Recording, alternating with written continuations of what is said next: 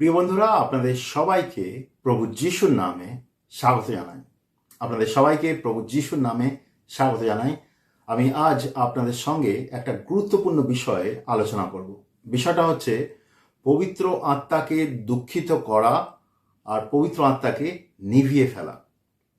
এটা আমরা নতুন নিয়মে দেখতে পাচ্ছি।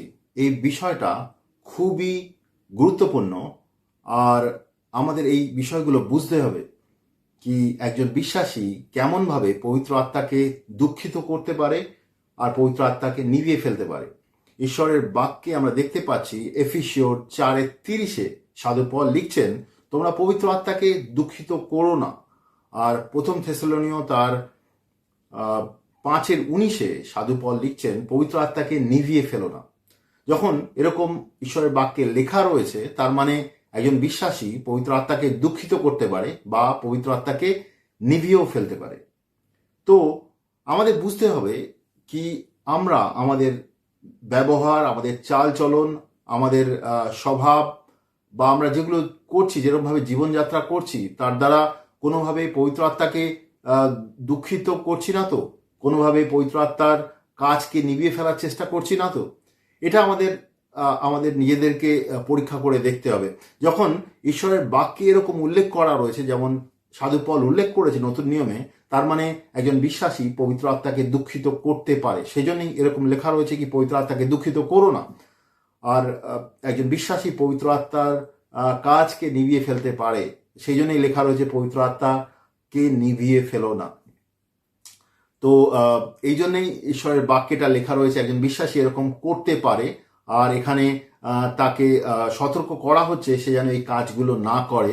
আর এই কাজগুলো করা পাপ। অ্যাকচুয়ালি আমরা পবিত্র আত্মাকে দুঃখিত করা মানে পাপ, পবিত্র আত্মাকে নিভিয়ে ফেলার চেষ্টা করা হচ্ছে পাপ। তো আমাদের এই বিষয়গুলো আমরা আজকে বোঝার চেষ্টা করব, কেমনভাবে এই জিনিসগুলো সম্ভব আর কেমনভাবে এগুলো থেকে আমরা নিজেদেরকে রক্ষা করতে পারি, কেমনভাবে পবিত্র আত্মাকে আমরা দুঃখিত না করে, পবিত্র আত্মাকে না নিভিয়ে ফেলে আমরা ঈশ্বরের সঙ্গে চলতে পারি, সেটা আমরা আজকে বোঝার চেষ্টা করব। প্রথমেই আমাদের পবিত্র আত্মার ব্যাপারে কিছু বোঝার চেষ্টা করি। আমরা জানি পবিত্র আত্মাকে গ্রহণ করার দরকার আছে। প্রত্যেক বিশ্বাসী পবিত্র আত্মাকে যেন গ্রহণ করে। আমরা যখন প্রভু যিশুকে বিশ্বাস করি, আমরা সুসমাচারে বিশ্বাস করি, প্রভু যিশুকে বিশ্বাস করি, পাপ থেকে মন পরিবর্তন করি, পাপ থেকে ঈশ্বরের দিকে ঘুরে দাঁড়াই, আর তারপরে আমরা ঈশ্বরের পবিত্র আত্মা গ্রহণ করি আমাদের হৃদয়ে।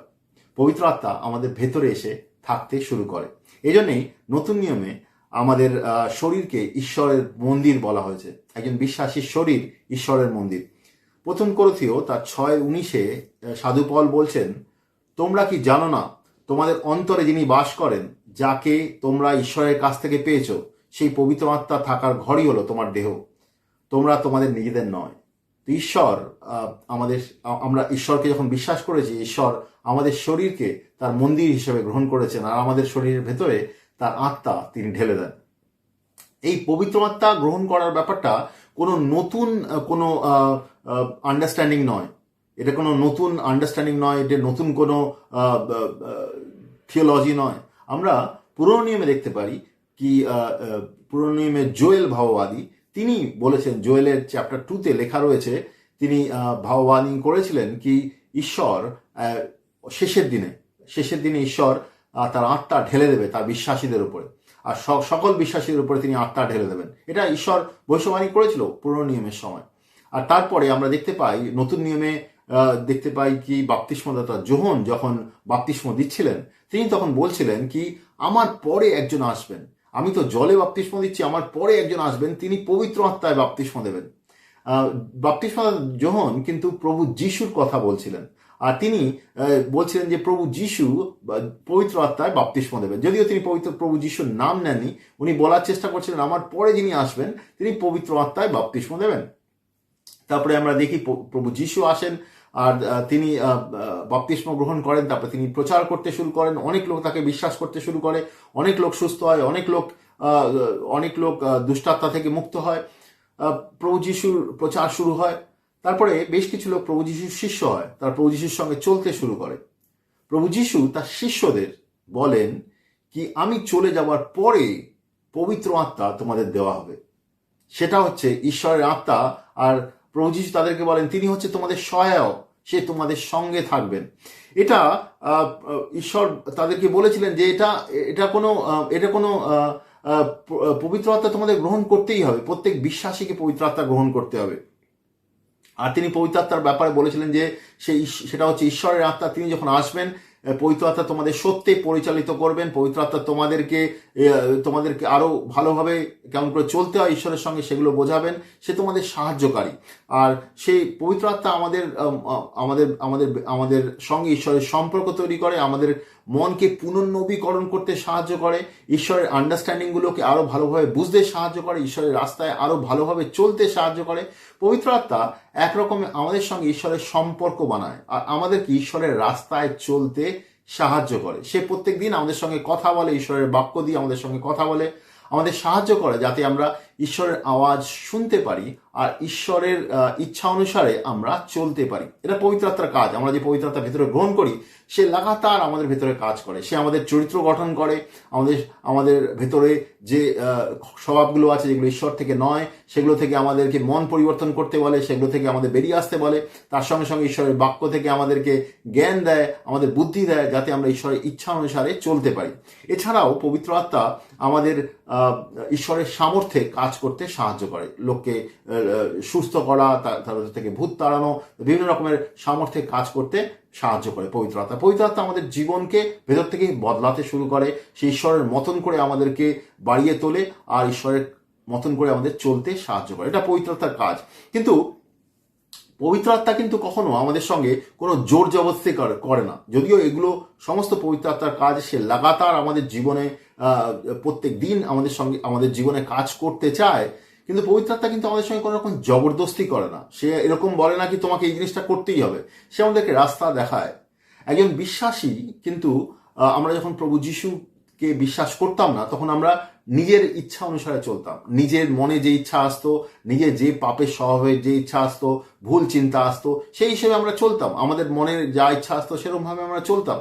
কিন্তু যখন আমরা পাপ থেকে মন পরিবর্তন করলাম, প্রভু যিশুকে বিশ্বাস করলাম, জলে বাপ্তিস্ম নিলাম, পবিত্র আত্মা গ্রহণ করলাম, এরপরে আমাদের লাগাতার ঈশ্বরকে বিশ্বাস করে চলতে হবে। ঈশ্বরের আত্মা দ্বারা, ঈশ্বরের বাক্যের দ্বারা আমাদের প্রত্যেকদিন ঈশ্বরের বাধ্য হয়ে চলতে হবে। তো আমরা যখন ঈশ্বরের বাধ্য হয়ে চলি আর ঈশ্বরের আত্মা আমাদেরকে চালিত করে, তখন আমরা ঈশ্বরের সঙ্গে বেড়ে উঠি, ঈশ্বরের সঙ্গে চলতে শুরু করি, ঈশ্বরের পবিত্রতায় চলতে শুরু করি। কিন্তু একজন বিশ্বাসী কিন্তু ইচ্ছা করলে ঈশ্বরের অবাধ্য হতে পারে। হ্যাঁ, একজন বিশ্বাসী যদি ইচ্ছা করে সে কিন্তু ঈশ্বরের অবাধ্য হতে পারে। ঈশ্বর আমাদের ফ্রি উইল দিয়েছে, আমাদের আমাদের আমাদের ইচ্ছা শক্তি এখনো রয়েছে। আমি যদি চাই আমি ঈশ্বরকে না শুনে পাপের রাস্তায় চলতে পারি।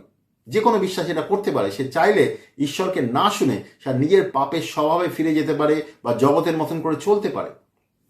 পবিত্র আত্মা কখনো কারো উপরে জবরদস্তি করে না। পবিত্র আত্মা কখনো মানুষের সিদ্ধান্তের ওপরে জবরদস্তি তাকে বলে না এটা তোমাকে করতেই হবে। না, ঈশ্বরের আত্মা আমাদের রাস্তা দেখায়, ঈশ্বরের বাক্য থেকে রাস্তা দেখায়, আমাদের হৃদয়ে কথা বলে।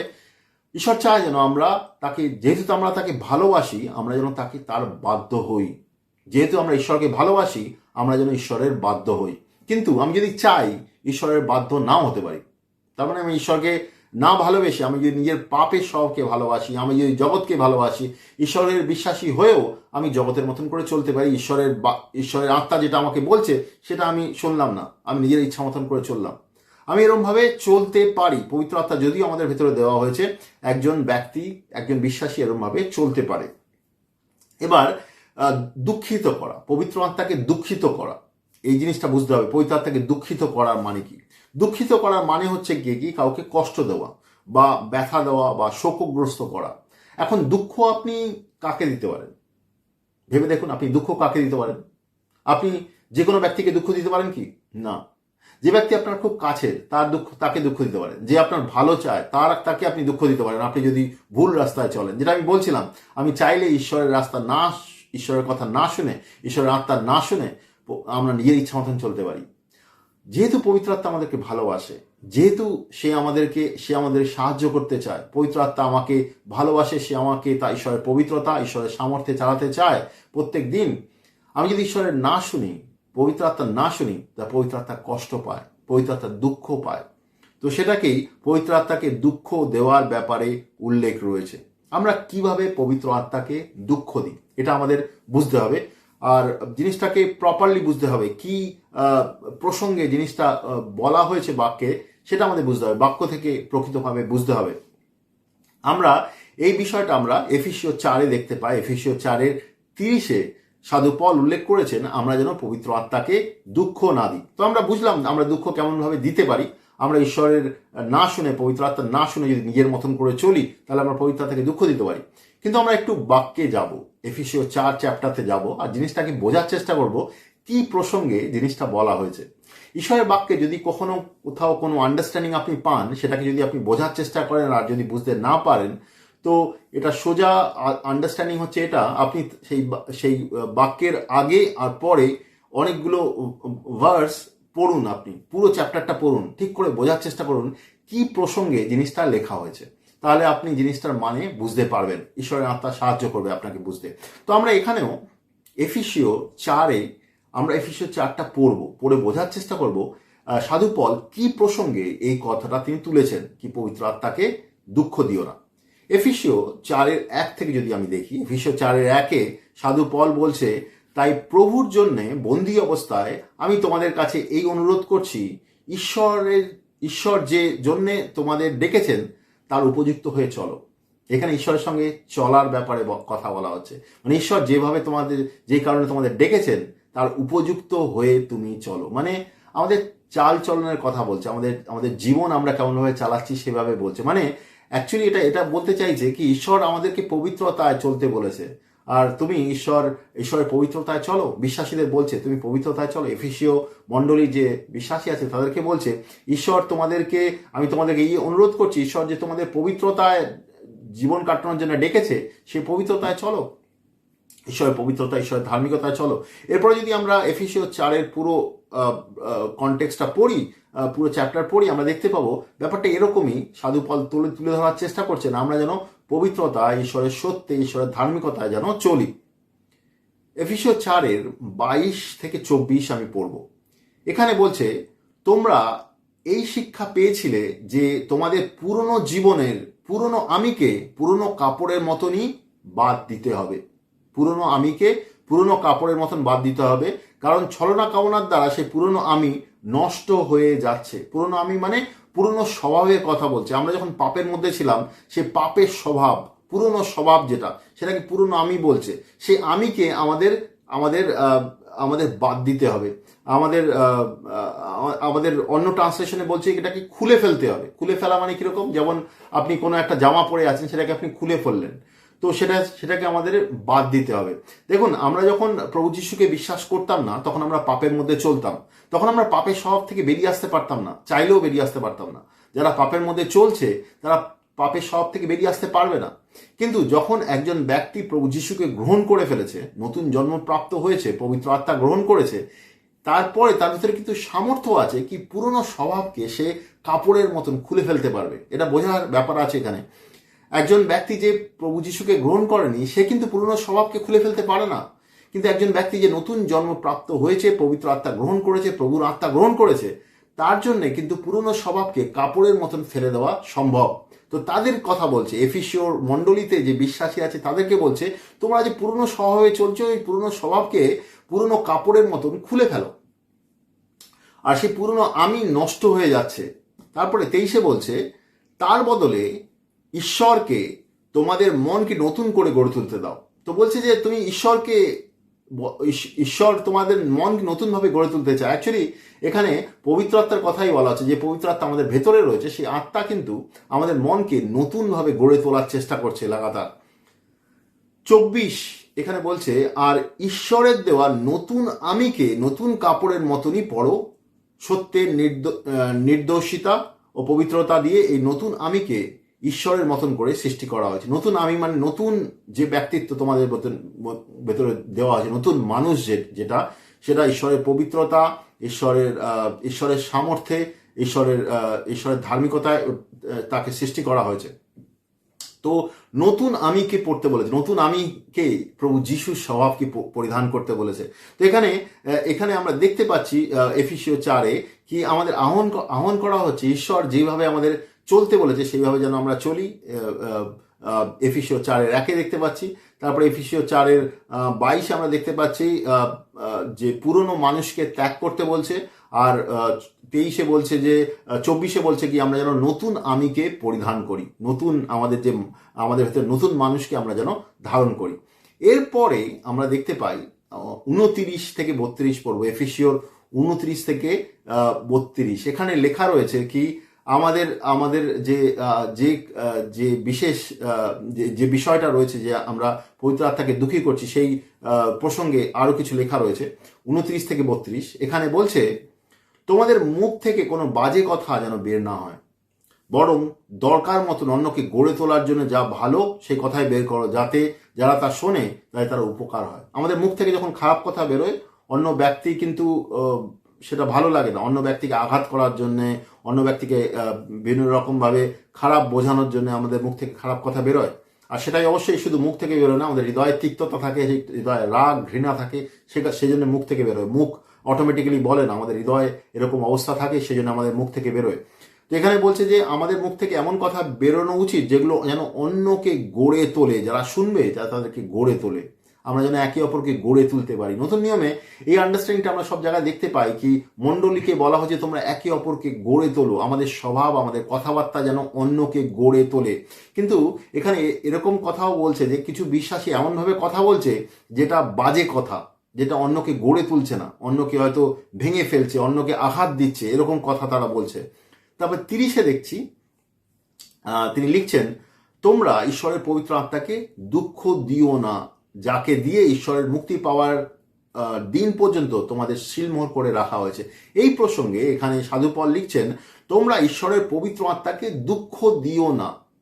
তো কেমন করে দুঃখ দিচ্ছিল এই লোকেরা? তারা খারাপ ব্যবহারের দ্বারা দুঃখ দিচ্ছিল, খারাপ ব্যবহার, খারাপ কথার দ্বারা দুঃখ দিচ্ছিল। আর এখানে একটা জিনিস উল্লেখ করা রয়েছে, তোমরা পবিত্র আত্মার সঙ্গে তোমাদের শিলমোহর করা হয়েছে। খুব গুরুত্বপূর্ণ একটা ভার্স। শিলমোহর করা মানে কি? শিলমোহর মানে হচ্ছে গিয়ে কি, আপনি হয়তো দেখে থাকবেন কোনো যে ডাকঘরে চিঠি থাকে, চিঠির উপরে শিলমোহর থাকে, কোন জায়গা থেকে চিঠি এসছে, মানে ওই জায়গার শিলমোহর থাকে, এই জায়গা থেকে চিঠি এসছে। তো ঈশ্বর আমাদেরকে পবিত্র আত্মার দ্বারা শিলমোহর করে রেখেছেন। আপনি যদি ঈশ্বরকে বিশ্বাস করেন, পবিত্র আত্মা গ্রহণ করেছেন, তাহলে পবিত্র আত্মা হচ্ছে আপনার জীবনে ঈশ্বরের শিলমোহর। ঈশ্বর আপনার জীবনে শিলমোহর করে দিয়েছে কি আপনি ঈশ্বরের। পবিত্র আত্মা হচ্ছে ঈশ্বরের শিলমোহর। কত সুন্দর বিষয় না? পবিত্র আত্মা আপনার জীবনে রয়েছে মানে আপনি ঈশ্বরের, ঈশ্বর শিলমোহর করে দিয়েছে কি এই ব্যক্তি হচ্ছে আমার। তো ঈশ্বর আপনাকে শিলমোহর করে দিয়েছে। তো ঈশ্বর আপনার উপরে শিলমোহর করে রেখেছে কি আপনি হচ্ছে তার। আর এখানে বলছে যে আমরা যেন সেই পবিত্র আত্মাকে দুঃখ না দিই, যে ঈশ্বরের আত্মা আমাদের ভেতরে দেওয়া হয়েছে। আর ঈশ্বরের মুক্তি পাওয়ার দিন পর্যন্ত, লাস্ট দিন পর্যন্ত, যবে ঈশ্বর প্রভু যিশু ফিরে আসবেন বা আমরা এই জগৎ ছেড়ে যাব, ঈশ্বর সেই মুক্তির জন্য লাগাতার আমাদের জীবনের ভেতরে কাজ করার জন্য পবিত্র আত্মা আমাদেরকে দিয়েছেন। সেই পবিত্র আত্মাকে যেন আমরা দুঃখী না করি। এরপরে 31 লেখা আছে সব রকম বিরক্তি প্রকাশ, মেজাজ দেখানো, রাগ, চিৎকার, ঝগড়াঝাটি, গালাগালি, সব রকমের হিংসা তোমাদের থেকে দূরে থাক। তোমরা একে অপরের প্রতি দয়ালু হও, অন্যের দুঃখে দুঃখী হও। ঈশ্বরের মধ্যে যে খ্রিস্টের মধ্যে দিয়ে তোমাদের ক্ষমা করেছিল, তেমনি তোমরাও একে অপরকে ক্ষমা করো। তো এখানে 4:29 আমরা দেখি কি মুখ দিয়ে খারাপ কথা যেন আমরা না বের করি। খারাপ কথা মানে মিথ্যে কথা, অপবাদ, অন্যকে কঠোর সমালোচনা করা, অন্যকে অপমান করা, অন্যকে খারাপ কথা বলা, এগুলো সে ব্যক্তির হৃদয়কে দুঃখ দেয়, বা সে ব্যক্তির ভিতরে যে আত্মা সে দুঃখ পায়। আমরা অনেক সময় এরকম খারাপ কথা বলি তাকে আঘাত দেওয়ার জন্য। আর কথাগুলো শুধু মুখ থেকে বেরোয় না, যেমন বলছিলাম আমাদের হৃদয়ের অবস্থা খারাপ থাকে, সেজন্য আমরা ওরকম কথা ব্যবহার করি। তো আমাদের হৃদয়ে খারাপ মনোভাব থাকে, সেজন্য আমরা ওই কথা বলি। এছাড়াও এখানে 31 লেখা রয়েছে আমাদের ভুল মনোভাব বা ভুল আবেগ থাকতে পারে। যেমন এখানে লেখা রয়েছে তিক্ততা, ক্রোধ, রাগ, কলহ, এরকম কুকথা, বিদ্বেষ, ক্ষমা না করা, এরকম বিভিন্ন রকমের আন্ডারস্ট্যান্ডিং আমাদের ভেতরে থাকতে পারে। আর যার দ্বারাও আমরা অন্যের প্রতি খারাপ ব্যবহার করতে পারি। তো আমরা ক্ষমা করতে চাইছি না অন্য ব্যক্তিকে, আমাদের ভিতরে তিক্ততা আছে সেটাকে আমরা ধরে রাখছি, বা আমরা আমরা আমাদের জীবনে কিছু পাপের বিষয় আছে, সেখান থেকে আমরা অনুতাপ করতে চাইছি না, যদি ঈশ্বর আমাদের দেখিয়েছে। এই সমস্ত জিনিসগুলো যখন আমরা করি, আমরা পবিত্র আত্মাকে দুঃখিত করি। মানে আমরা, উদাহরণ এখানে খুব স্পষ্ট, 29 যখন আমরা দেখছি যে লেখা রয়েছে, মন্দ কথার দ্বারা আমরা খারাপ কথা বলছি, অন্যকে আঘাত দেওয়ার জন্য, অন্যকে ভেঙে ফেলার জন্য এরকম কথা বলছি, তাকে আঘাত দেওয়ার জন্য। আর তাতে কি হচ্ছে, কথাগুলো শুধু আমাদের কথার দ্বারা লোকে আঘাত পাচ্ছে, পবিত্র আত্মা দুঃখ পাচ্ছে। কারণ পবিত্র আত্মা চায় আমরা যেন আমাদের কথার দ্বারা অন্যকে গড়ে তুলি, কিন্তু আমরা গড়ে তুলছি না, আমরা লোককে আঘাত করছি। আর অফকোর্স কথাগুলো শুধু মুখ থেকে বেরোচ্ছে না, কথাগুলো আমাদের হৃদয় থেকে তৈরি হয়ে আসছে। আপনি যখন আপনার হৃদয়ের মধ্যে রাগ থাকবে, ঘৃণা থাকবে, তখন আপনার মুখ থেকে খারাপ কথা বেরোবে। আমাদের হৃদয়ের ভেতরে খারাপ জিনিস রয়েছে, আমাদের হৃদয়ের ভেতরে সমালোচনা রয়েছে, তিক্ততা রয়েছে, রাগ রয়েছে, কলহ রয়েছে, বিদ্বেষ রয়েছে, ক্ষমা না করার ব্যাপার রয়েছে। তো এই জন্য আমাদের মুখ থেকে খারাপ কথা বেরোচ্ছে, আর আমাদের ব্যবহারের মধ্যেও খারাপ জিনিস দেখা যাচ্ছে। এটা শুধু কথা বলার বিষয় নয়, আমরা যখন আমাদের চাল চলন, আমাদের ব্যবহারের মধ্যেও আমরা খারাপ জিনিস করছি, আমরা লোককে ক্ষমা করছি না, অন্যের প্রতি হৃদয়ের ভিতরে তিক্ততা রাখছি, আমরা নিজেদের পাপ থেকে অনুতাপ করছি না। তো এইগুলো পবিত্র আত্মাকে দুঃখী করছে, পবিত্র আত্মা দুঃখ পাচ্ছে এগুলোর জন্য।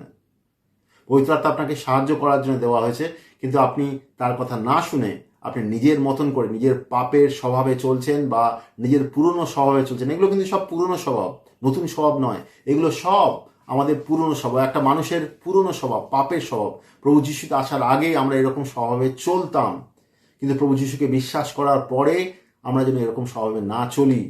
কিন্তু যদি আমরা এই স্বভাবে চলি, তাহলে কিন্তু পবিত্র আত্মার দুঃখ পাবে। যে পবিত্র আত্মা ঈশ্বর আমাদের ভেতরে দিয়েছে, আমাদের ভেতরে এসে থাকবে, সে আমাদেরকে পবিত্রতায় চালাবে, আমাদেরকে সাহায্য করবে বেড়ে উঠতে, আত্মায় বেড়ে উঠতে, ঈশ্বরের মতন করে বেড়ে উঠতে, ঈশ্বরের কাজ করতে। সেই পবিত্র আত্মা দুঃখ পাবে যদি আপনি ঈশ্বরের ইচ্ছা অনুসারে না চলে এরকম পাপের স্বভাবে চলেন। এখন এর আগে আরো কিছু উদাহরণ দেখব। আচ্ছা, 42 লেখা আছে, আমরা যেন একে অপরকে ক্ষমা করি, আমাদের হৃদয় যেন ঈশ্বর যেমন ক্ষমা করেছেন, আমরা যেন একে অপরকে ক্ষমা করি। আমরা দেখবো অ্যাকচুয়ালি এর থেকে বেরিয়ে কেমন করে আসতে পারি, এ ব্যাপারে আমরা দেখবো। বাট তার আগে আমরা দেখবো কি, পুরনো নিয়মে কিছু উদাহরণ আছে পবিত্র আত্মাকে দুঃখী করার ব্যাপারে। কিছু উদাহরণ আমরা দেখতে পাই পুরনো নিয়মে, যেমন গীতসংহিতা 78 তার 40, গীতসংহিতা 78 তার 40 লেখা রয়েছে, মরু এলাকায় কতবার তার বিরুদ্ধে তারা বিদ্রোহ করেছে, সে মরুভূমিতে কতবার তাকে দুঃখ দিয়েছে। তো এখানে ইসরায়েলের পূর্বপুরুষের কথা বলা হয়েছে। তারা মিশ্র দেশ থেকে বেরিয়ে এসছে, তারা, ঈশ্বর তাদেরকে সাহায্য করেছে। আমরা সবাই জানি ঈশ্বর তাদেরকে খুবই চমৎকারভাবে সাহায্য করেছে। মিশ্র দেশ থেকে আমরা বের করে নিয়েছে, লাল সমুদ্র ভাগ করে দিয়েছে, সেখান থেকে তাদের বের করে নিয়ে এসছে। ঈশ্বর তাদের সঙ্গে ছিল, তারা কোনো কাজ করতো না, ঈশ্বর তাদেরকে খাওয়াতো, পড়াতো, সমস্ত কিছু দিত, সমস্ত কিছু তাদের যোগাতো।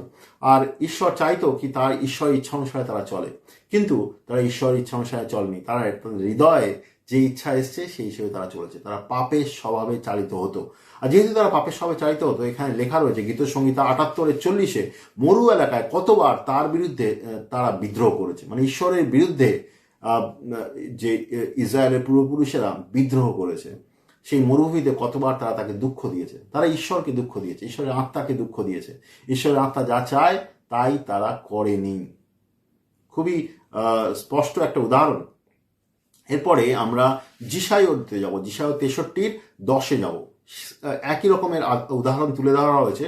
এখানে লেখা হয়েছে, তবুও তারা বিদ্রোহ করে আর তারা পবিত্র আত্মাকে দুঃখ দিত।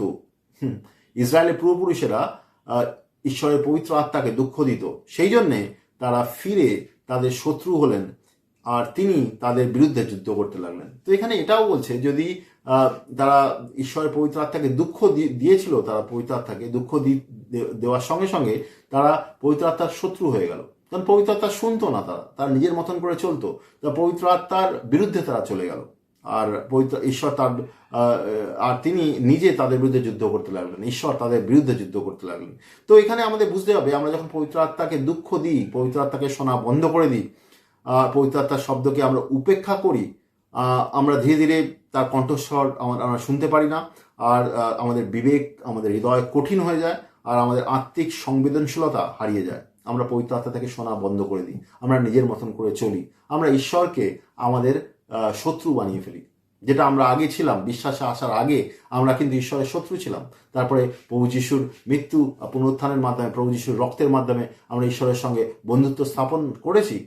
কিন্তু যখন আমরা ঈশ্বরের কাছ থেকে শোনা বন্ধ করে দিই, নিজের পাপের সামর্থ্যে চলতে শুরু করি, পাপের ইচ্ছা অনুসারে চলতে শুরু করি, আর ঈশ্বরের আত্মাকে আমরা দুঃখ দিই, আমরা ঈশ্বরের বিরুদ্ধে চলে যাই, আমরা ঈশ্বরের শত্রুর মতন হয়ে যাই। তো ঈশ্বর এটা চান না আমাদের জীবন থেকে। আমাদের জীবনে যত খারাপ জিনিস রয়েছে আমাদের হৃদয়, সেগুলো যেন আমরা ঈশ্বরের কাছে নিয়ে আসি, আর আমরা ঈশ্বরের কাছে সেটা নিয়ে এসে নিজের হৃদয়কে যেন পরিষ্কার করি। আমাদের মনে, আমাদের হৃদয়ে যা কিছু আছে সেগুলো যেন ঈশ্বরের সামনে নিয়ে আসি, আর আমরা যেন নিজের হৃদয়কে পরিষ্কার করি, অপরকে যেন ক্ষমা করি, যাতে আমরা মুক্ত হতে পারি সেখান থেকে। আর আমরা এরকম, আমরা যদি আমাদের হৃদয় যদি মুক্ত থাকে, আমাদের মন যদি মুক্ত থাকে, তাহলে আমরা পবিত্র আত্মাকে দুঃখ দেব না। না হলে আমাদের স্বভাবের দ্বারা, আমাদের কথাবার্তার দ্বারা আমরা পবিত্র আত্মাকে দুঃখ দিতে পারি। বিশ্বাসী হিসেবে আমরা পবিত্র আত্মাকে দুঃখ দিই কখনো কখনো, যখন আমরা আমাদের নিজেদের পাপের স্বভাবে চালিত হই। আর বাক্য খুব স্পষ্টভাবে আমরা বুঝলাম যে ঈশ্বর যেভাবে আমাদের চলতে বলেছে, আমরা যদি সেরকমভাবে না চলি, আমরা পবিত্র আত্মাকে দুঃখ দিই। তো এটা ছিল পবিত্র আত্মাকে দুঃখ দেওয়ার ব্যাপারে। আমাদের নিজেদের হৃদয়কে আমাদের দেখতে হবে। আমাদের ভেতরে যদি এমন কিছু থাকে, আমাদের ঈশ্বরের কাছে নিয়ে আসতে হবে, যাতে ঈশ্বর আমাদেরকে ওখান থেকে মুক্ত করতে পারেন। বা আমাদের কারোর কাছ থেকে আমাদের যদি মিনিস্ট্রির দরকার হয়, বা আমাদের প্রার্থনার সাহায্য দরকার হয়, কোনো বিশ্বাসীর কাছে গিয়ে আমরা প্রার্থনার সাহায্য নিতে পারি, যাতে আমরা কোনো বন্ধন বা কোনো কিছু থাকে সেখান থেকে মুক্ত হতে পারি। আমাদের হৃদয় পরিষ্কার হতে হবে, আমাদের মন পরিষ্কার হতে হবে, তাহলে আমরা পবিত্র আত্মাকে দুঃখ দেব না। পবিত্র আত্মার সামর্থ্যে, পবিত্র আত্মাকে শুনে, পবিত্র আত্মার বাধ্য হয়ে আমরা চলবো, আর পবিত্র আত্মা থেকে আমরা শুনতেও পাবো।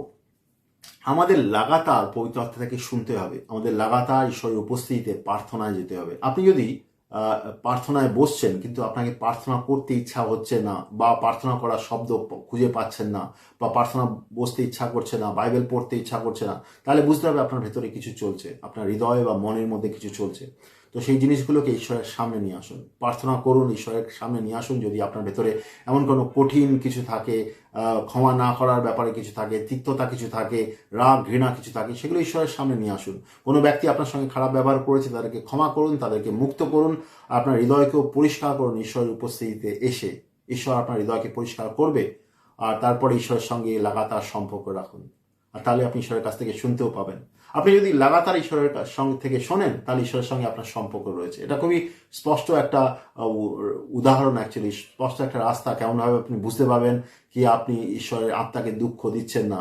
আপনি যদি লাগাতার ঈশ্বরের কাছ থেকে শুনতে পারেন, তার মানে আপনি ঈশ্বরের আত্মাকে দুঃখ দিচ্ছেন না, তার বাধ্য হয়ে আপনি চলছেন। কিন্তু আপনি যদি ঈশ্বরের কাছ থেকে শোনা বন্ধ করে দেন, এরকম হতে পারে কি আপনার স্বভাবের মধ্যে কোনো তিক্ততা, কোনো বন্ধন, কোনো রকমের খারাপ জিনিস এসে গেছে হৃদয়ের মধ্যে, কোনো কঠোর জিনিস চলে এসেছে, যেটা আপনাকে ঈশ্বর থেকে আলাদা করছে।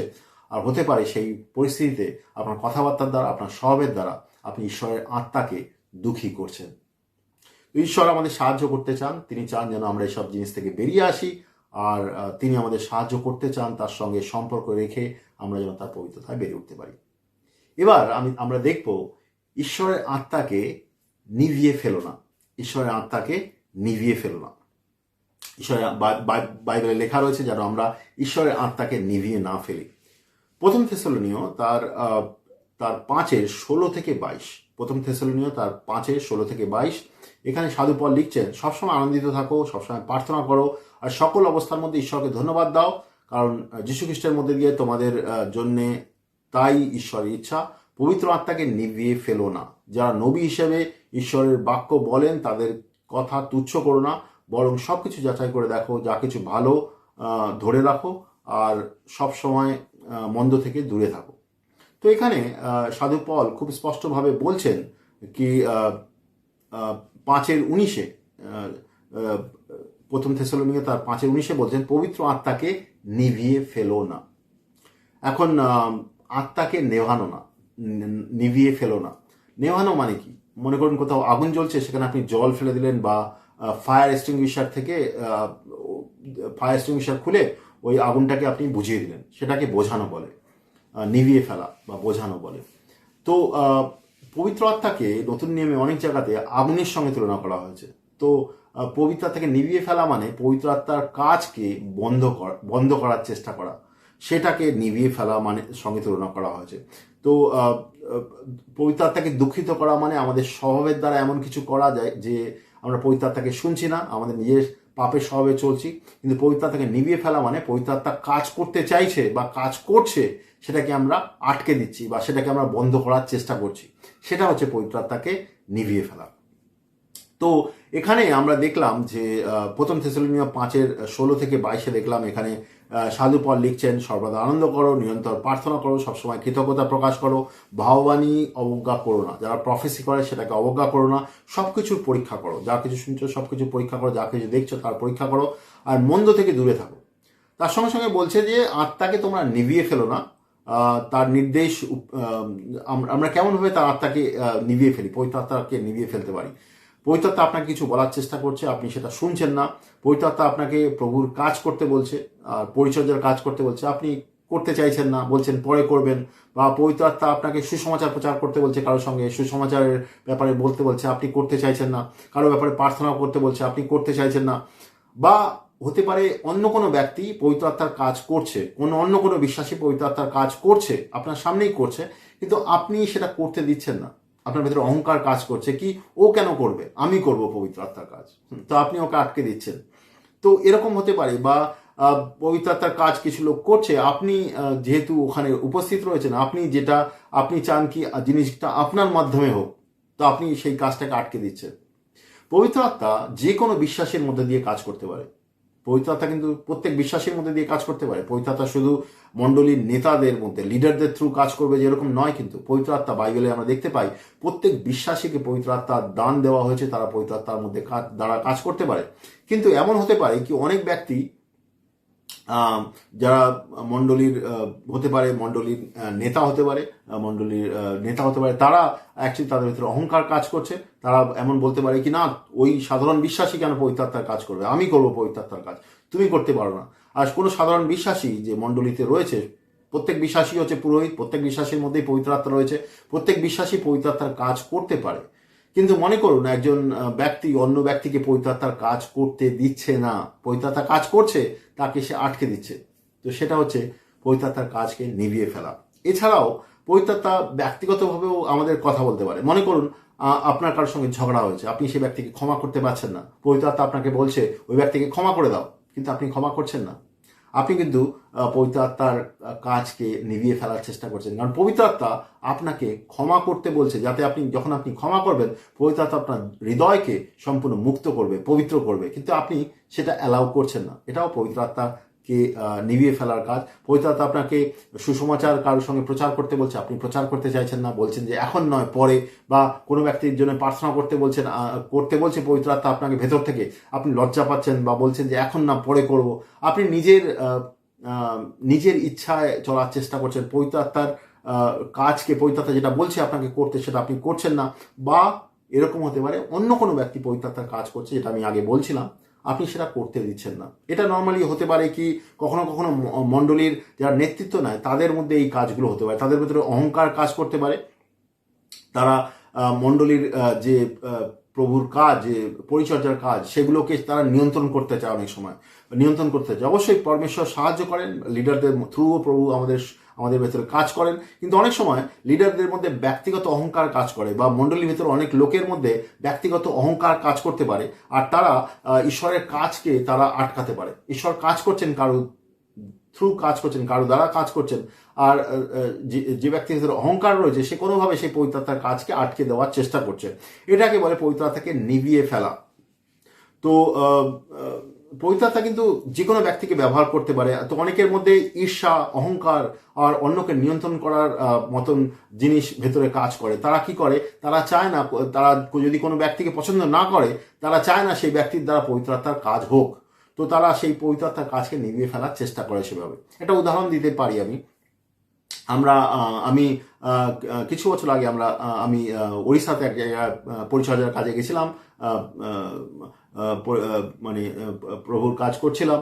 তো সেখানে আমাকে একজন পেন্টাকস্টাল চার্চের একজন বড় লিডার আমাকে নিয়ে যায় সেখানে পরিচর্যার কাজ করার জন্য। তো সেখানে এক জায়গাতে রবিবারের সভাতে আমি শিক্ষা দিচ্ছিলাম, তারপরে আমরা প্রার্থনা করছিলাম, আর আমার পেছনে স্টেজে ওই পেন্টাকস্টাল চার্চের বড় লিডার তারা বসেছিল। তো একজন আঙ্কেল বসেছিল যিনি আমাকে ডেকে নিয়ে এসেছিলেন ওখানে ওখানের জন্য মিটিংয়ের জন্য আমাকে আমন্ত্রিত করেছিলেন পরিচর্যার কাজের জন্য। আমি যখন ওখানে পরিচর্যা করছিলাম তো অনেক লোক অসুস্থতা থেকে সুস্থ হচ্ছিল, অনেক লোকের মধ্যে থেকে দুষ্টাত্মা দূর হচ্ছিল, অনেক লোকের মধ্যে পাপের চেতনা আসছিল, তারা পাপ থেকে মন পরিবর্তন করছিল। তো এগুলো যখন তাদের ভেতরে হচ্ছিল তখন আমি মানে এরকম যখন হচ্ছিল তখন আমি পেছনে যে পেন্টাকোস্টাল চার্চের লিডার ছিল তাকে আমি জিজ্ঞেস করি কি আমি তো অনেক সময় ধরে পরিচর্যার কাজ করছি, 2 ঘন্টা হয়ে গেল, আপনি কি কিছু বলতে চান? কারণ কন্টিনিউয়াসলি কারো ভেতর থেকে কেউ পাপ থেকে মন পরিবর্তন করছে, কারো ভেতর থেকে দুষ্টাত্মা বেরোচ্ছে, কেউ অসুস্থতা থেকে সুস্থ হচ্ছে, এগুলো হচ্ছেই সামনে, আর আমি কন্টিনিউয়াসলি ওই কাজ করে যাচ্ছি, আর পেছনে তারা বসে রয়েছেন। তো ওই লিডার যে রয়েছে তাকে আমি বলি কি আঙ্কেল আপনি কিছু করতে চান কি, আপনি কিছু বলতে চান? তো তিনি হাত ওপরে তুলে বলেন যে না আমি কিছু করতে চাই না। আর উনি বলেন যে পবিত্র আত্মা তোমার দ্বারা কাজ করছে, আমি এর মাঝখানে আসতে চাই না, পবিত্র আত্মা তোমাকে যা বলছে তুমি তাই করো। তিনি কিন্তু পবিত্র আত্মার কাজকে আটকানোর চেষ্টা করেননি, যদিও তিনি ওখানে একজন ম্যাচিওর ব্যক্তি ছিলেন। তিনি কোনো কাজেই তিনি মানে ওই পবিত্র আত্মা উনি যখন দেখছেন পবিত্র আত্মা কাজ করছে আমাদের মধ্যে, তিনি মাঝখানে এসে কিছু করতে চাননি, আর তিনি ঈশ্বরকে ধন্যবাদ করছিলেন। পবিত্র আত্মা সেদিনকে খুব সুন্দর কাজ করেন, অনেক লোক সুস্থ হয়, অনেক লোক পাপ থেকে মন পরিবর্তন করে, অনেক বিবাহ বিচ্ছেদ হয়ে গেছিল, তারা একে অপরকে ক্ষমা করে, একে অপরের সঙ্গে যুক্ত হয়। অনেক বাবা অনেক ছেলে তার বাবার সঙ্গে ঝগড়া ছিল, তারা এসে ক্ষমা চায় দুজনেই, আর বাবার সঙ্গে তারা যুক্ত হয়। একটা খুব সুন্দর একটা পরিস্থিতি ছিল, পরিবার যুক্ত হয় একসঙ্গে, তার মধ্যে অনেক বিবাহ সম্পর্ক যেগুলো ভেঙে গেছিল সেগুলো একত্রিত হয়, অনেক লোক সুস্থ হয়, অনেক লোকের মধ্যে থেকে ভূতের আত্মা বেরোয়। আর যে পেন্টাকোস্টাল চার্চের সিনিয়র আঙ্কেল ছিলেন তিনি ঈশ্বরের ধন্যবাদ দিয়েছিলেন। তিনি কিন্তু কোনোভাবেই কোনো জিনিসে অংশগ্রহণ করলেন না, কারণ উনি বলছিলেন যে পবিত্র আত্মা কাজ করছে, আমি তাকে কাজ করতে দিতে চাই। এটা খুব সুন্দর জিনিস ছিল, কিন্তু এটা অনেক জায়গায় হয় না। আমরা এক সময় নাগাল্যান্ডে এক জায়গায় মিনিস্ট্রি করছিলাম, আর সেখানে একটা চার্চে আমরা আমন্ত্রিত হয়েছিলাম।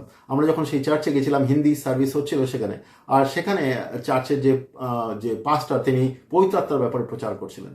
আর তারপরে আমরা অসুস্থদের জন্য প্রার্থনা করার চেষ্টা করি। ওখানে যখন চার্চের সভা শেষ হয়ে যায়, সবাই বেরিয়ে যাচ্ছিল, আমরা তখন অসুস্থদের জন্য প্রার্থনা করার চেষ্টা করি। ঈশ্বর আমাদেরকে অ্যালাউ করছিল করার জন্য, কিন্তু সেই চার্চের লিডাররা আমাদেরকে প্রার্থনা করতে দেয় না। তারা কিন্তু আমাদের মিনিস্ট্রির ব্যাপারে জানতো, তারা জানতো যে আমরা এরকমভাবে মিনিস্ট্রি করি, আর নাগাল্যান্ডে আমরা অনেকদিন ধরে মিনিস্ট্রি করছিলাম তখন। তারা আমাদের এই কাজ করতে দেয় না, কারণ তারা নিজেরা সমস্ত জিনিসকে নিয়ন্ত্রণ করতে চায়। চার্চের ভেতরে যা কিছু হবে তারা নিজেরা নিয়ন্ত্রণ করতে চায়, পবিত্র আত্মাকে অ্যালাউ করে না। এরকম অনেক জায়গায় হয়েছে, আমরা বিভিন্ন জায়গাতে পরিচর্যার কাজ করতে গেছি যেখানে আমাদেরকে ডাকা হয়েছে। আমরা যখন মিনিস্ট্রি কাজ করতে শুরু করেছি, অনেক লোকের ভেতর থেকে দুষ্টাত্মা বেরোতে শুরু করেছে, অনেক লোকের মধ্যে থেকে অনেক লোক পাপ থেকে মন পরিবর্তন করতে শুরু করেছে। তো এই সমস্ত জিনিস দেখে যে ওইখানকার যে নেতারা ছিল, যারা লিডাররা ছিল, যারা নেতৃত্ব দিচ্ছিল, তারা ব্যক্তিগত অহংকারের মধ্যে চলে আসে, আর তারা ঈশ্বরের আত্মাকে কাজ করতে দেয় না। এরকম অনেকের সঙ্গে হয়, কারণ অনেক ব্যক্তি ঈশ্বরকে জানে, ঈশ্বরের কাজ করছেন তারা, কিন্তু তাদের ভেতরে বিভিন্ন রকমের অহংকার কাজ করে। তারা দেখে কি আমার দ্বারা হচ্ছে না, অন্য কোনো ব্যক্তির দ্বারা হচ্ছে পবিত্র আত্মার কাজ, তো তার ভেতরে অহংকার কাজ করে, আর সে পবিত্র আত্মার কাজকে হতে দেয় না। মানে সে কোনোভাবে আটকে দেয়, সে প্রোগ্রামকে চেঞ্জ করে দেয়, সে নিজের মতন করে জিনিসগুলো করার চেষ্টা করে। পবিত্র আত্মা কিন্তু এরকমভাবে কাজ করে না। পবিত্র আত্মা কোনো ফর্মুলার দ্বারা কাজ করে না। আপনি কোনো ফর্মুলার মধ্যে পবিত্র আত্মাকে ফেলতে পারেন না। পবিত্র আত্মার জন্য কোনো স্টেজের দরকার নেই, পবিত্র আত্মার জন্য কোনো মাইকের দরকার হয় না। পবিত্র আত্মা একটা খুব ডিফারেন্টভাবে কাজ করে, পবিত্র আত্মা খুব বিউটিফুলি কাজ করে, তার জন্য কোনো রকমের স্টেজের দরকার হয় না। পবিত্র আত্মা যে কোনো বিশ্বাসী দ্বারা কাজ করতে পারে, আর পবিত্র আত্মা চায় যেন সে যখন কাজ করছে কেউ যেন তাকে না আটকায়। সেটা খুব গুরুত্বপূর্ণ জিনিস। আর আমরা অনেক সময় বিভিন্ন রকম আমাদের নিজেদের আমাদের মিনিস্ট্রির আন্ডারস্ট্যান্ডিংয়ে, আমাদের মণ্ডলীর বিভিন্ন রকম আন্ডারস্ট্যান্ডিংয়ে, বা আমাদের ব্যক্তিগত অহংকারের দ্বারা অনেক সময় আমরা পবিত্র আত্মার কাজকে আটকে দিই। এটাকে বলে পবিত্র আত্মাকে নিভিয়ে ফেলা। তো পবিত্র আত্মাকে দুঃখ দেওয়া আর পবিত্র আত্মাকে নিভিয়ে ফেলা দুটোই পাপের বিষয়। অ্যাকচুয়ালি দুটোই আমাদের ঈশ্বরের পথে চলাতে বাধা সৃষ্টি করে। আমরা যে ঈশ্বর আমাদেরকে চায় কি আমরা ঈশ্বরের রাস্তায় চলি, কিন্তু আমরা যদি এই দুটো জিনিস করি তাতে আমরা ঈশ্বরের রাস্তায় বাধা সৃষ্টি করি। ঈশ্বর আত্মাকে দুঃখী করার মাধ্যমে আমরা ঈশ্বরের আত্মাকে দুঃখী করা মানে আমরা নিজেদের পাপের স্বভাবের দ্বারা ঈশ্বরের আত্মাকে দুঃখী করছি। আমরা নিজেরা ঈশ্বরের আত্মা অনুসারে চলছি না, আমরা নিজের মতন করে চলছি, ঈশ্বরের কাছ থেকে শোনা বন্ধ হয়ে যাচ্ছে আমাদের। আর অন্যদিকে ঈশ্বরের আত্মার কাজকে নেভানো মানে আমরা ঈশ্বরের কাজের যে আগুন ঈশ্বর যেভাবে আমাদের চালিত করতে চায় তার কাজের জন্য, সেটা আমরা করছি না, আমরা নিজেরাও করছি না, অন্য কেউ যারা করার চেষ্টা করছে তাদেরকেও আমরা আটকাচ্ছি। তো এর সমাধান কি? এর সমাধান হচ্ছে অনুতাপ করা, ঈশ্বরের কাছে আসা, অনুতাপ করা, আমাদের নিজের জীবনকে সমর্পণ করা, ঈশ্বরের বাধ্য হওয়া, আর প্রতিদিন ঈশ্বরের উপর নির্ভর করা। তো আমরা যদি এরকমভাবে চলি, ঈশ্বরের উপরে নির্ভর করে প্রত্যেক দিন যেন যদি চলি, ঈশ্বরের আত্মা আমাদের সাহায্য করবে। আমরা যেন সমস্ত বন্ধন থেকে বেরিয়ে আসতে পারবো, সমস্ত রকমের ভুল আন্ডারস্ট্যান্ডিং থেকে বেরিয়ে আসতে পারবো, অহংকার থেকে বেরিয়ে আসতে পারবো। আমাদের ভেতরে যদি কোনো রকমের তিক্ততা, কোনো রকমের রাগ, ঘৃণা থাকে, সেগুলো থেকে বেরিয়ে আসতে পারবো। আর ঈশ্বর আমাদের সাহায্য করবেন, আমরা মুক্ত হব ভেতর থেকে, ঈশ্বরের কাছ থেকে শুনতে পারবো, আর ঈশ্বরের আত্মার দ্বারা আমরা চালিত হব। আমাদের প্রত্যেকদিন ঈশ্বরের উপর নির্ভর করা উচিত, ঈশ্বরের সঙ্গে সময় কাটানো উচিত, আর ঈশ্বরের বিশ্বাসে চলা উচিত। তাহলে আমরা ঈশ্বরের আত্মাকে দুঃখ দেব না, আর ঈশ্বরের আত্মার কাজকেও নিভিয়ে দেবো না। আমাদের বুঝতে হবে ঈশ্বরের আত্মার কাজ কিন্তু শুধু নেতাদের দ্বারা হয় না, ঈশ্বরের আত্মার কাজ যে কোনো বিশ্বাসের মাধ্যমে হয়। আর যখন তাদের মাধ্যমে হচ্ছে, আমাদের সেটাকে অ্যালাউ করা উচিত। আমি বলছিলাম না যে আঙ্কেলের ব্যাপারে, তিনি বলছিলেন যে ঈশ্বরের আত্মা যা বলছে তাই করো, ঈশ্বরের আত্মা যেন কাজ করে। আমরা করছি, আমি করছি, বা কে করছে সেটা বড় জিনিস নয়, বড় হচ্ছে এটা, ঈশ্বরের আত্মা কাজ করছে। ঈশ্বরের আত্মা আপনার মণ্ডলীতে কাজ করতে চায়, কিন্তু আমরা আমাদের যে কোনো ব্যক্তির মাধ্যমে কাজ করতে চাই। আমরা যেন অহংকারের মধ্যে না থাকি কি আমার মধ্যে দিয়ে ঈশ্বরের আত্মা কাজ করবে, ব্যাপারটা কিন্তু এরকম নয়। ঈশ্বরের আত্মা যে কোনো ব্যক্তির মধ্যে দিয়ে কাজ করতে পারে। তো আমাদের সাহায্য করা উচিত, যদি কারোর মধ্যে দিয়ে কাজ করছে আমাদের সেখানে গিয়ে সাহায্য করা উচিত তাদের সঙ্গে, নাকি তাদের কাজকে আমরা আটকে দেবো। তো আমরা নিজেদের আমরা জিজ্ঞেস করতে পারি, আমরা কি প্রত্যেক দিন ঈশ্বরের আত্মার বাধ্য হচ্ছি, ঈশ্বরের আত্মার সঙ্গে সময় কাটাচ্ছি, ঈশ্বরের সঙ্গে প্রার্থনায় বসছি, ঈশ্বরের থেকে শুনতে পাচ্ছি? আমরা নিজেদেরকে আমরা এরকমভাবে বিচার করে দেখতে পারি। আমাদের জীবনের মধ্যে যদি কোনো রকমের গোপন পাপ থাকে, আমাদের হৃদয়ের মধ্যে যদি কোনো গোপন জিনিস থাকে যেগুলো আমাদের হৃদয়কে কঠিন করছে, ঈশ্বর থেকে দূরে নিয়ে যাচ্ছে, সেই সমস্ত জিনিসের জন্য আমরা অনুতাপ করতে পারি, ঈশ্বরের কাছে ক্ষমা চাইতে পারি, ঈশ্বরের উপস্থিতিতে নিয়ে আসতে পারি, যাতে ঈশ্বর আমাদেরকে সেখান থেকে মুক্ত করতে পারে। যদি আমাদের কারো প্রার্থনা সাহায্যের দরকার হয়, কোনো বিশ্বাসীর কাছে গিয়ে, অন্য কোনো বিশ্বাসী ভাই বা বোনের কাছে গিয়ে আমরা প্রার্থনা বা কাউন্সিলিং নিতে পারি। যদি আমাদের ভেতরে এমন কোনো জিনিস থাকে যেগুলো আমাদের শেয়ার করা দরকার আছে, সেখান থেকে আমাদের কাউন্সিলিংয়ের দরকার আছে, সেখান থেকে আমাদের মুক্ত হওয়ার ব্যাপার আছে, আমরা অন্য কোনো বিশ্বাসীর সঙ্গে বসে সেই জিনিসগুলো শেয়ার করতে পারি, যাতে আমরা সেখান থেকে বেরিয়ে আসতে পারি। আর কেউ যদি পবিত্র আত্মার যে কাজ করছে, সেগুলো অন্যের দ্বারা যে পবিত্র আত্মা কাজ করছে, আর সেগুলো আমাদের করতে দিতে হবে। আমাদের দ্বারাও পবিত্র আত্মা কাজ করবে, অন্যের দ্বারাও কাজ করবে। আমাদেরকেও যে পবিত্র আত্মা যে কাজগুলো বলছে, সেগুলো আমাদের ঈশ্বরের বাধ্য হয়ে করতে হবে। আমরা যেন একে অপরকে বিশ্বাসে বাড়িয়ে তোলার চেষ্টা করি, একে অপরকে সাহায্য করি, যেন ঈশ্বরের আত্মায় আমরা বেরিয়ে উঠতে পারি। তো পবিত্র আত্মার কাজকে যেন আমরা নিভিয়ে না ফেলি, পবিত্র আত্মার কাজকে আমরা নিভিয়ে না ফেলি। তো পবিত্র আত্মা আমাদের হৃদয়কে পরীক্ষা করেন। আপনি যদি প্রত্যেকদিন ঈশ্বরের উপস্থিতিতে আসেন আর ঈশ্বরের আত্মাকে বলেন, ঈশ্বর আপনি আমার হৃদয়কে পরীক্ষা করেন, পবিত্র আত্মা তুমি আমার হৃদয়কে পরীক্ষা করো, আর বোঝার চেষ্টা করো আমার হৃদয় যদি এমন কিছু থাকে যেটা ঈশ্বরের ইচ্ছা অনুসারে সঠিক নয়, সেই জিনিসগুলোকে আমাদের দেখাও, আর সেগুলো থেকে যেন আমি মন পরিবর্তন করতে পারি। ঈশ্বর চান যেন আমরা সমস্ত ভুল জিনিস থেকে বেরিয়ে আসতে পারি, আর তাহলেই আমরা তার আত্মার সঙ্গেই আমরা চলতে পারবো, ঈশ্বরের আত্মা ঈশ্বরের বাক্যের সঙ্গে প্রত্যেক দিন চলতে পারবো। তাহলে আমরা ঈশ্বরের আত্মাকে দুঃখিত করব না, আর ঈশ্বরের আত্মার কাজকে আমরা নিভিয়ে ফেলবো না। আমরা এরকমভাবে ঈশ্বরের সঙ্গে আরও বাধ্য হয়ে তাকে ভালোবেসে তার সঙ্গে চলতে পারি, যাতে ঈশ্বরের আত্মা আমাদেরকে আরও বাড়িয়ে তুলতে পারে তার সামর্থ্যে, তার মতন করে, যাতে আমরা আরও ঈশ্বরের মতন গড়ে উঠি ভেতর থেকে, আর ঈশ্বরের চরিত্রে বেড়ে উঠি, আর ঈশ্বরের কাজগুলো আমরা ভালোভাবে করতে পারি। এইভাবে ঈশ্বর চান যেন আমরা তার সঙ্গে চলি। আমি বিশ্বাস করি এই বাক্য আপনাকে সাহায্য করবে ঈশ্বরের সঙ্গে চলতে। আপনার যদি আরও কিছু জানার দরকার থাকে ঈশ্বরের আত্মাকে দুঃখ দেওয়া আর ঈশ্বরের আত্মার কাজকে নিভিয়ে ফেলার ব্যাপারে, আপনি নিচে কমেন্ট বক্সে লিখে জানাতে পারেন। আপনাকে যদি ব্যক্তিগতভাবে আমাদের সঙ্গে কোনো ব্যাপারে কথা বলতে হয়, তাহলে মেসেঞ্জারে আমাদেরকে মেসেজ করে জানাতে পারেন। আমি বিশ্বাস করি ঈশ্বর আপনাকে সাহায্য করবে এই বাক্যের দ্বারা। ধন্যবাদ।